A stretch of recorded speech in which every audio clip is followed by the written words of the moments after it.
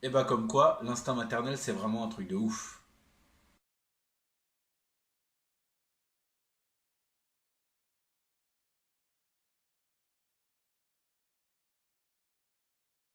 Tao có thể tới nhầm chỗ. Nhưng mày đã bắt nhầm con tao rồi.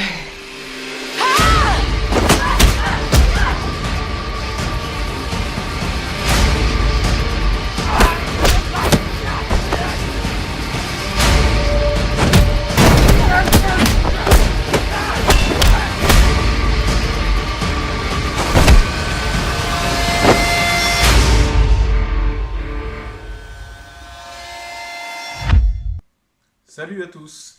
Alors comme prévu, on va se retrouver aujourd'hui pour parler du film Fury, réalisé par Levan Kiet avec la belle Veronica Ngo, excusez-moi, et qui est disponible sur Netflix. Alors c'est un film vietnamien qui dure 1h37 et c'est une bonne petite série B d'action qui raconte l'histoire d'une mère qui vit avec sa fille au Vietnam, qui essaie de survivre tant bien que mal en faisant deux trois trucs pas très nets, genre récolter des dettes et défoncer des gueules au passage quand les mecs veulent pas payer. Et un jour, sa fille est kidnappée sous ses yeux et elle va se lancer à sa poursuite. Dans le fond, ça me rappelle le film Kidnap avec Halle Berry, qui racontait pareil l'histoire d'une mère qui se lançait à la poursuite de son enfant kidnappé. Et là, ça va être un peu la même chose en fait. Sauf qu'il va y avoir un peu plus de combat et un peu plus d'action. Je m'attendais à plus de scènes de bagarre, mais au final, ce qu'il y a, ça convient très bien.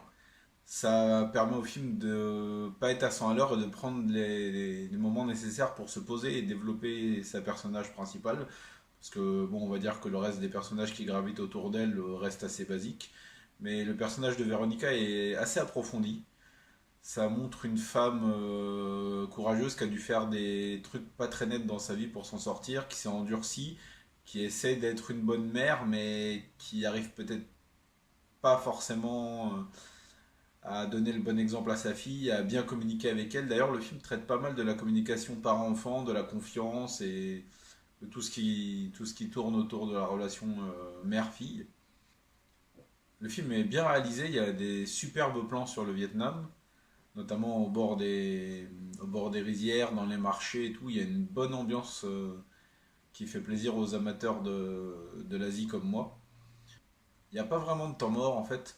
Le film va pas à 100 à l'heure comme je l'ai dit, mais il prend son temps, mais le rythme reste très correct, c'est très bien dosé, on s'ennuie pas une seule seconde. Il y a des combats qui sont très bien chorégraphiés, bien nerveux, bien réalisés, notamment le final qui se passe dans un train. On a droit à deux trois acrobaties et à deux trois corps à corps bien nerveux, de très bons échanges de coups. Le film traite aussi du trafic d'enfants.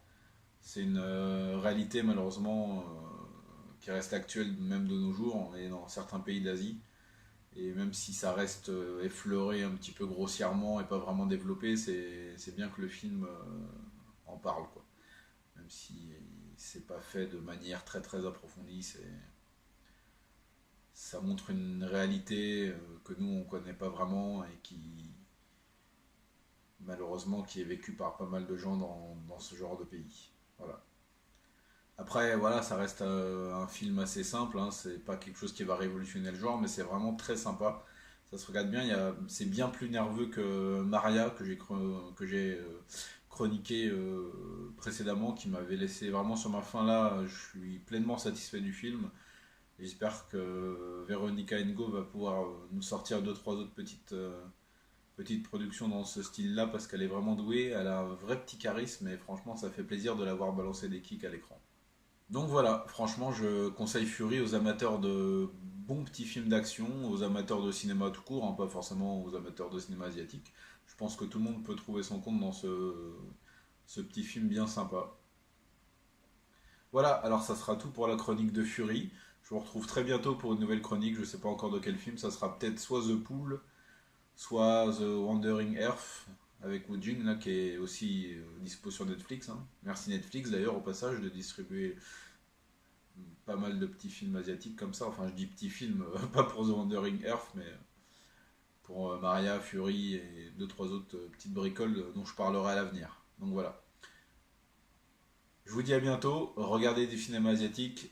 ça déchire.